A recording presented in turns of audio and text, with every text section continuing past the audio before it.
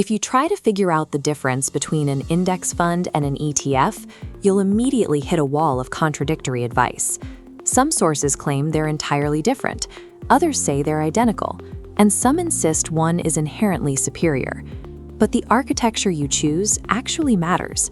Picking the wrong structure for your specific account type will quietly drain your portfolio through excess fees, unnecessary taxes, and logistical friction. To see exactly how much this costs, let's look at a baseline scenario: a $10,000 investment held for 20 years at a 7% annual return. This chart shows how those returns play out under two different fee structures. In an ETF charging a typical 0.05% fee, your total cost over 2 decades is roughly $1,000. But if you put that same money into an index fund charging 0.15%, the line diverges and your total cost hits $3,000. That $2,000 gap doesn't come from market fluctuations. It comes from a 0.1% fee difference compounded over decades because of a single structural decision made on day one. Understanding the exact mechanics of these two funds is a mandatory requirement for preserving your capital. Before dissecting the differences, we have to isolate the variables. Both ETFs and index mutual funds are passive investments. They completely reject the flawed, expensive methodology of paying a manager to pick winning stocks. Instead, they simply track a market index. An index is just a predetermined list of companies. This image shows the S&P 500, ticker SPX, which is simply a list of the 500 largest public companies in America. When you buy a fund that tracks that list, you are essentially buying a microscopic piece of all 500 companies, Apple, Microsoft, Amazon, in exactly the same proportions, all at once. A single transaction delivers instant, comprehensive diversification across the entire market. Because both vehicles hold the exact same underlying assets, the differences between them are purely mechanical. It comes down to execution, not fundamental value. The entire structural divergence between an ETF and an index fund stems from a single mechanical feature: exactly how you buy and sell the shares.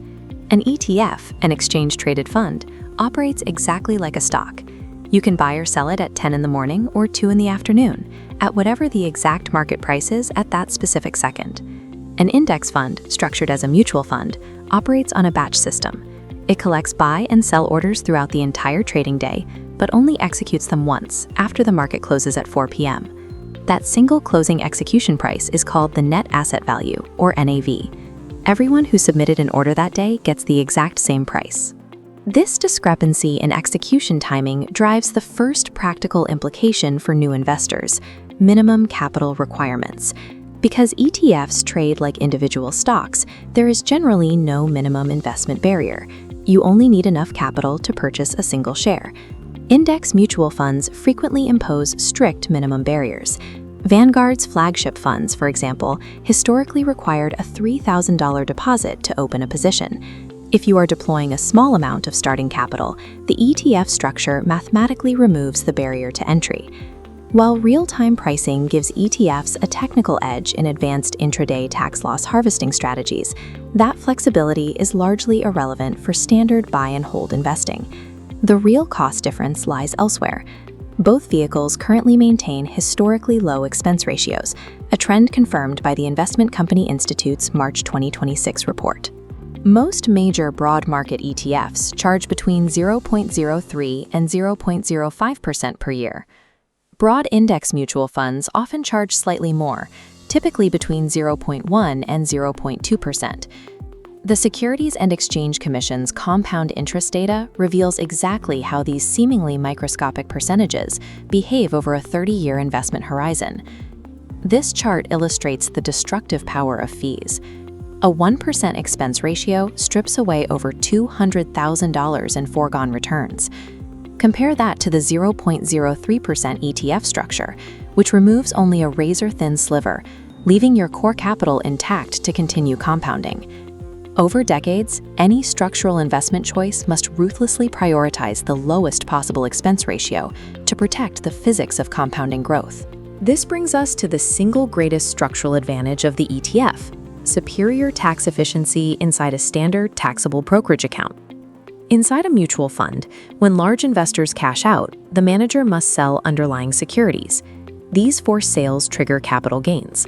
By law, those gains are distributed to all remaining shareholders, hitting you with a tax bill even if you never sold. This unexpected capital gains distribution is triggered by other investors, but ETFs use in-kind creation and redemption. This allows the fund to swap shares without selling underlying assets, acting as a protective shield that bounces those tax consequences away. It is worth noting that this vulnerability is entirely neutralized if you hold the assets inside a tax-advantaged account, like a Roth IRA or a 401k, where internal gains aren't taxed. But if you are deploying capital in a standard taxable brokerage account, the ETF structure is mathematically superior for tax defense. While ETFs win on taxes, index mutual funds hold a crucial behavioral advantage: seamless set-it-and-forget-it automation. Mutual funds allow you to dictate a fixed dollar amount, like $500 on the first of every month, that executes completely automatically, buying whatever fraction of shares that capital covers, regardless of the share price. As of 2026, major brokerages like Fidelity and Schwab do support automated fractional ETF investing, but index funds remain historically easier to program across all platforms. This convenience contrasts with a minor execution cost uniquely tied to ETFs: the bid-ask spread. Because ETFs trade on an open exchange, there's a fractional gap between what a buyer pays and a seller receives. That gap is the spread, a tiny toll collected by the market maker for processing the trade. For massive, highly liquid broad market ETFs like VOO or VTI, this toll is practically zero. However, it becomes a costly point of friction if you trade thinly traded niche sector ETFs. Ultimately, if your greatest hurdle is maintaining behavioral consistency, the automated convenience of an index mutual fund far outweighs any minor execution inefficiencies. We can now condense these mechanics into a strict decision matrix. Here is exactly when you should choose an ETF. Deploy an ETF if you are investing in a taxable brokerage account, if you are starting with capital that falls below a mutual fund's minimum requirement, or if you specifically need exposure to a niche market sector. For beginners establishing a broad market foundation, the standard highly efficient ETF options include VTI, VOO, and Schwab's SCHB. Conversely, here is the matrix for deploying an index mutual fund. Choose the mutual fund structure if your capital is housed inside a tax-sheltered 401k or Roth IRA, if you prioritize strict, unthinking dollar cost automation, and if you prefer to completely ignore intraday market volatility. Standard, ultra-low-cost index fund options for beginners include Fidelity's FZROX and FXAIX, or Vanguard's VTSAX. The correct choice is dictated entirely by the architecture of the account holding the asset, not by the asset itself. Before you execute either option, avoid the single most dangerous unforced error new investors make: buying multiple funds tracking the exact same index. This diagram illustrates the trap.